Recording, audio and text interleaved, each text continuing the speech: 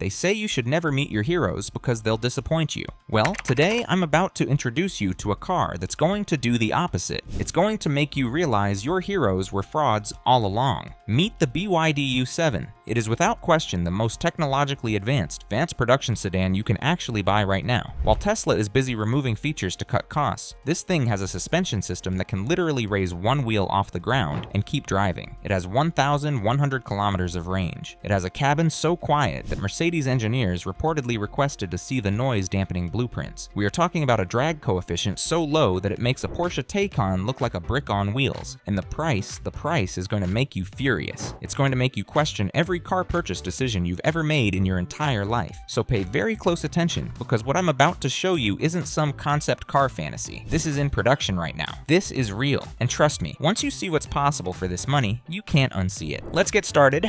Let's start with the front end, because this is where BYD decided to wage psychological warfare on every other automaker. This is what they call the wave dragon aesthetic. And honestly, it looks like something that materialized from the future to make fun of cars from 2024. Look at this lighting signature. These aren't headlights. These are blade-thin LED elements that stretch horizontally across the entire front fascia in this continuous flowing pattern that mimics water ripples. Most manufacturers give you a light. BYD gave this car an animated light show that performs different sequences depending on whether you're unlocking the car, charging it, or activating autonomous mode. The actual projector elements are hidden deep within these crystalline housings that refract light in multiple directions. It's not just functional, it's art. And that front fascia, completely sealed. No grille, no fake vents, just this smooth, unbroken surface that looks like it was formed from a single piece of polished metal. Because this thing doesn't need cooling air like some primitive combustion relic. It just exists. And you see those modules integrated into the bumper? Those aren't decorative. That's the sensor array. We're talking about dual solid-state LiDAR units, millimeter wave radar, and 8 high-resolution cameras. This car doesn't just see the road, it sees 3 cars ahead. It maps lane dividers in rain.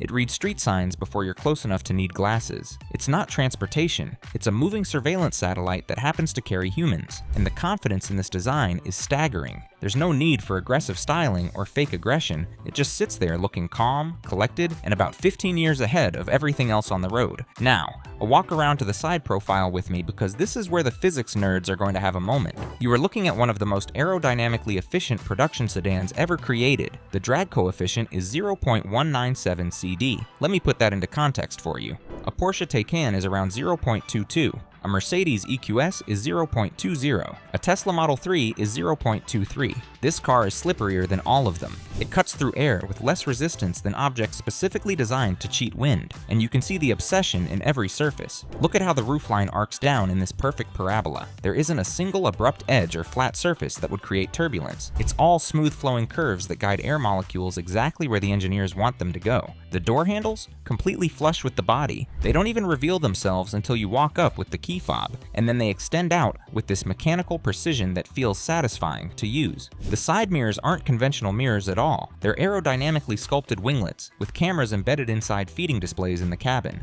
And check out these wheels. These are 20-inch units with this spoke design that looks aggressive but serves a specific purpose. Every spoke is shaped to smooth airflow around the wheel wells and cool the brakes through channeled ventilation. They look good because function and form aligned perfectly. And the proportions, look at the length. This thing measures 4,900 millimeters long with a 2,900 millimeter wheelbase. That's proper executive sedan territory. It's longer than a Tesla Model S. It's in the same class as a BMW 5 Series. But because of the way that roofline sweeps down and the way the rear deck tapers, it doesn't look massive. It looks athletic. It looks like a sprinter in business attire. Long, low, and absolutely ready to move. Move to the rear and the design language continues to impress. The first thing you notice is the width. This car has presence. It plants itself wide and low with this confident stance that says, I have 600 horsepower and I'm not afraid to use it. The tail light is this single unbroken LED element that spans the entire width of the trunk. But it's not just a light bar, it's a digital display. It performs animations when you unlock the car. It pulses when the car is charging. It changes patterns based on drive mode. It communicates. And sitting just below that light bar is an active rear spoiler that deploys at speed. This isn't some cheap motorized piece of plastic. This is a carbon fiber composite element that rises smoothly to generate downforce and increase high-speed stability. At 120 km/h, it extends. At lower speeds, it retracts to minimize drag. It's constantly optimizing the car's aerodynamic profile in real time. And down below, look at this rear diffuser. It's aggressive. It has vertical fins and horizontal channeling that creates a low-pressure zone under the car, essentially sucking it down onto the road. It doesn't look like a family sedan from this angle. It looks like a GT racer that decided to wear a three-piece suit to dinner. And standing here, I'm getting genuinely frustrated. Why don't cars in Western markets look this purposeful? Why do we accept bland, rounded shapes when this level of design is possible? It feels like we've been sold mediocrity for so long that we forgot what excellence looks like. And I haven't even told you what's under the body yet. But before we get inside, we need to address the powertrain because the numbers are borderline offensive to physics. Under the sculpted bodywork sits BYD's E-Platform 3.0 architecture with an 800-volt electrical system. The motor setup is dual permanent magnet synchronous units, one on the front axle and one on the rear, delivering a combined output of 580 kilowatts. That translates to 790 horsepower. I'm going to let that number sit there for a second so it has time to register. 790. That is more power than a Porsche 911 Turbo S. That is BMW M5 competition territory. That is supercar output wrapped in a sedan body. It launches from 0 to 100 kilometers per hour in 3.8 seconds. And that's not some optimistic manufacturer claim. That's independently verified testing. With dual motors, the computer can vector torque between front and rear axles in milliseconds, optimizing traction at every moment. If the front wheels start to slip, power shifts rearward. If the rear gets loose, power moves forward. It's constantly balancing grip and forward momentum.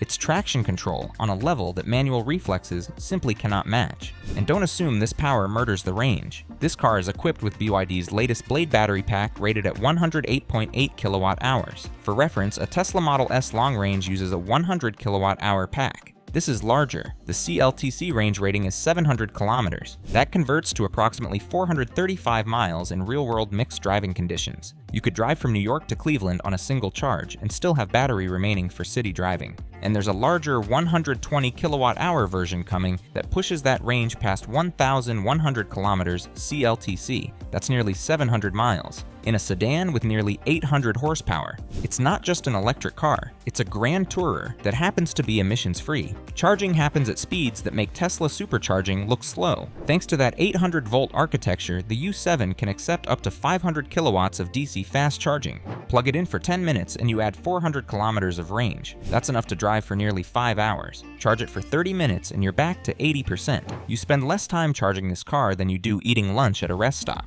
It's fast enough that range anxiety becomes a concept from a previous era, but forget the horsepower, forget the range. The most technically impressive feature of this car is something most people won't even notice until they're driving it, the suspension system. It's called BYD's Disuse X Intelligent Body Control, and this is where things cross over from impressive into genuinely mind-bending. Traditional cars use hydraulic dampers and springs to absorb bumps. The BYD U7 throws that entire concept in the trash and replaces it with electro-hydraulic active dampers at all 4 corners. The suspension doesn't just react to bumps, it predicts them. It uses the front cameras to scan the road ahead, identifies irregularities in the surface, and pre-adjusts the damping stiffness and ride height before the wheels even reach the bump. It literally erases road imperfections before you feel them. You could theoretically drive over a speed bump while balancing a full glass of water on the dashboard and not spill a drop. It reads the road surface 1,000 times per second and makes adjustments faster than human perception, but it goes further. The system can lift individual wheels. If one corner hits a pothole,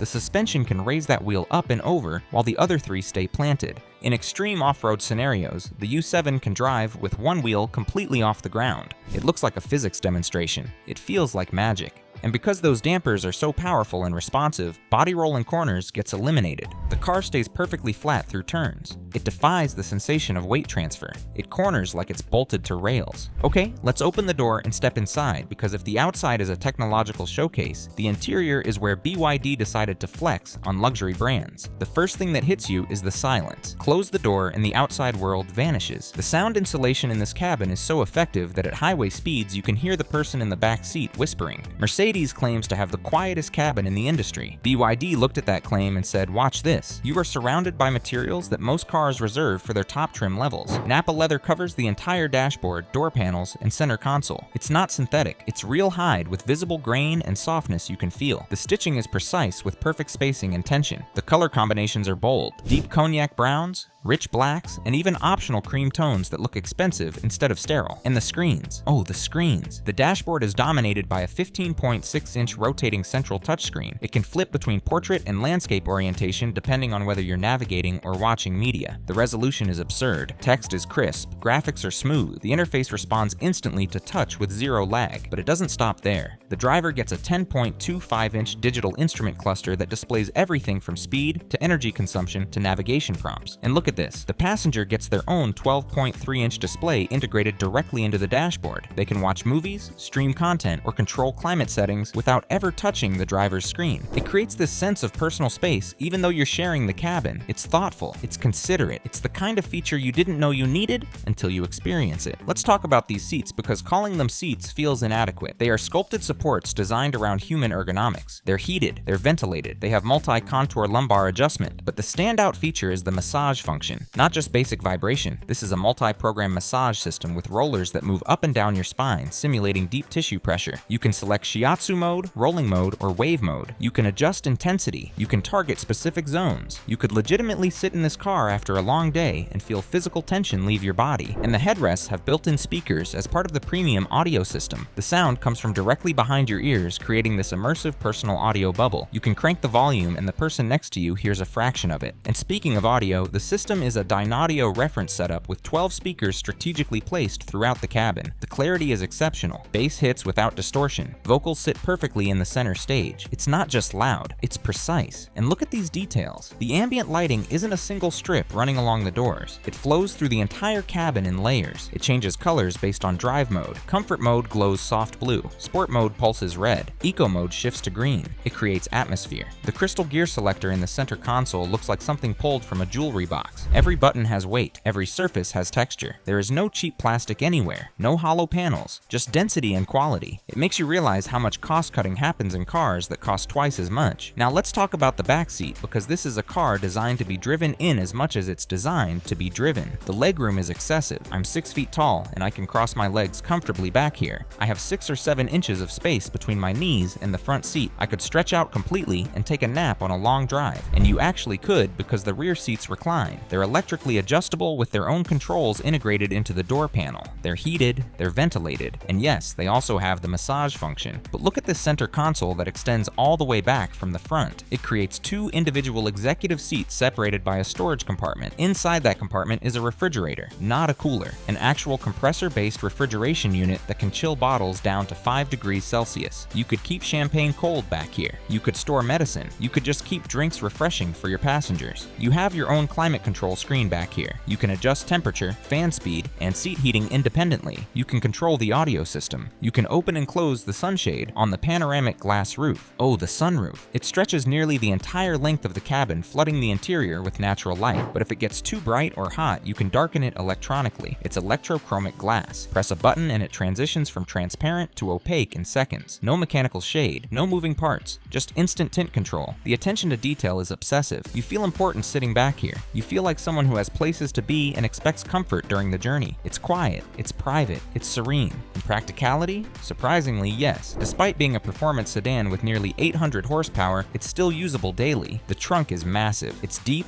wide, and has a low load floor. You could fit 4 large suitcases back here for a family trip or, several Costco runs worth of bulk groceries if you decide to take your executive sedan to buy paper towels in bulk. There's a frunk too. A front trunk under the hood with enough space for charging cables, a gym bag, or emergency supplies. The storage inside the cabin is clever as well. The door pockets are deep and lined with felt so keys don't rattle. The center console has hidden compartments. There are cup holders that adjust for different bottle sizes. It's a car you could actually live with every single day. It's not fragile. It's not finicky. It's built like a tool meant to be used hard and often. So we've established that this car is a technological masterpiece. We've established that it's faster than most sports cars, more comfortable than luxury sedans, and built with materials that rival 6-figure vehicles. Now we need to address the part that's going to make you genuinely upset: the price. In the United States, a Tesla Model S starts around $75,000. A Porsche Taycan can easily hit $150,000. A BMW i7 starts at $105,000. A Mercedes EQS begins at $105,000. So how much is this Chinese achievement? In China, the BYD U7 starts at approximately 399,800 RMB. Let me do that conversion for you. That is roughly $56,000 US.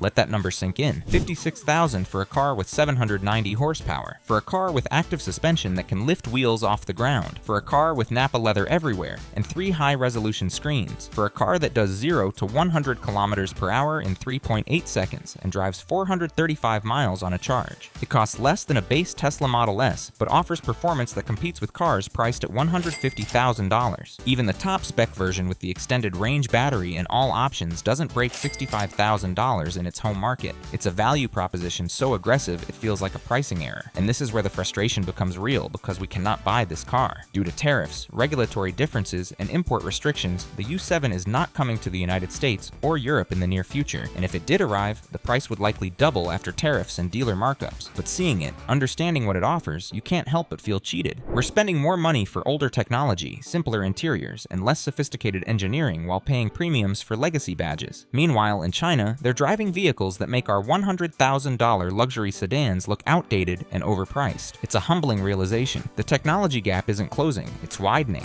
And right now, the momentum is decidedly not in favor of Western automakers. This car is a declaration. It's BYD standing up in front of the entire automotive industry and saying, we are not copying you anymore, we are surpassing you. And looking at the specifications, the execution, the value, it's difficult to argue otherwise. The U7 doesn't just compete with German and American luxury sedans, it embarrasses them. It makes their pricing look predatory. It makes their technology look dated. It makes their feature lists look stingy. And the scary part? BYD isn't a boutique manufacturer. They're the largest EV producer in the world. They delivered over 3 million vehicles last year. They have the scale, the supply chain, and the battery technology to do this at volume. This isn't a halo car built to showcase capability. This is a mass production vehicle they're selling by the thousands every single month, and they're just getting started. There are more models coming, more technology, more aggressive pricing, and Western automakers are scrambling to respond, but they're hamstrung by legacy costs, union agreements, and shareholder expectations. They can't pivot fast enough. They can't price competitively. They're losing. So I have to ask you this. If the BYD U7 was available in your market for $60,000, would you buy it? Would you walk away from BMW, from Mercedes, from Tesla? Would you trust a Chinese brand if it offered you this level of insanity at this price point? Or does the badge still matter more than the substance? I genuinely want to know, because my brain is screaming yes, even while my emotional attachment to Western brands tries to resist. This is the new reality. The BYD U7 isn't just a good car. It's proof that the rules have changed. It's evidence that made in China no longer means compromise. It means innovation, quality, and value that legacy brands cannot match. That's it for today. If watching me have an existential crisis over a sedan was entertaining, hit that like button. Subscribe if you want to see more vehicles that will make you question your entire understanding of the automotive market. Drop a comment below with your honest thoughts on whether you'd actually buy a BYD over an established luxury brand. And I'll see you in the next one.